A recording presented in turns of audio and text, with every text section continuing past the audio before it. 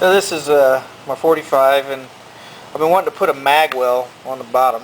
If you can tell, if you look at this, there's not really, it's really easy to kind of bump the magazine. I got some scratches on my wooden grips.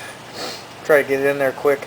So a lot of times I usually sell a magwell that's attached to the main spring housing, which is this back strap on the back, and a lot of them run around 90 bucks, and that's what I actually planned on getting, but then budget restraints and everything, I ended up getting a different style. This fits under the grip panels, and this is one made by Wilson Combat.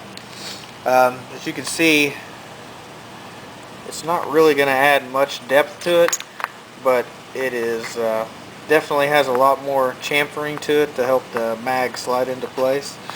So it shouldn't take but a couple minutes to put on. My grip panels are held on by torque bits. It ends up being a T15 bit. So I'm going to go ahead and take these off and see how this fits on.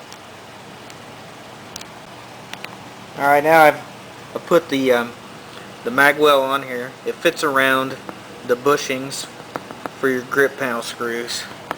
And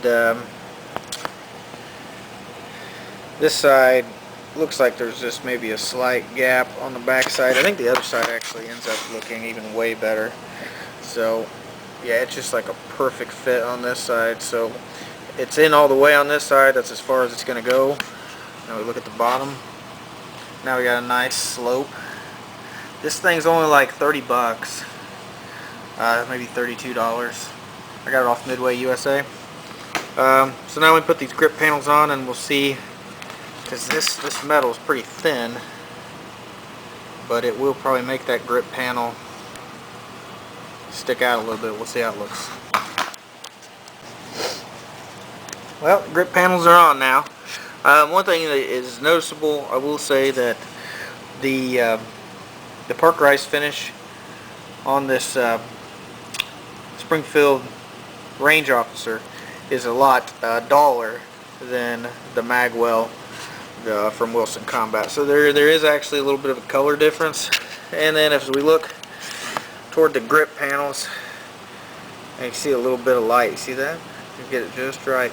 There's a very thin sliver, probably less than 1/16 of an inch at the bottom, and then it goes to touching at the top. You really kind of got to look for it. Just looking at the gun like this, it's really not too noticeable. But that's what you get for buying the cheaper version. This is only 32 bucks or so, compared to spending, you know, around $90 to $100. So, but overall, I think I'm gonna like the improved ability to put the magazines in a lot quicker.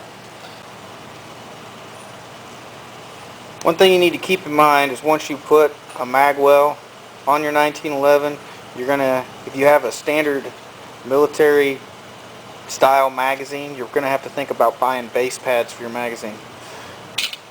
Base pads, they screw onto the bottom piece of metal of the magazine and extend the magazine down a little bit.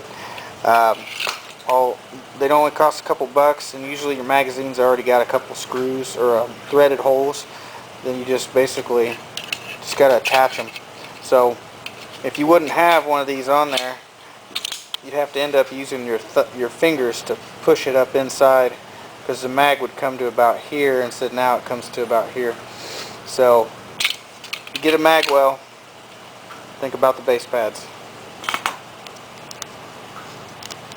Thanks for watching.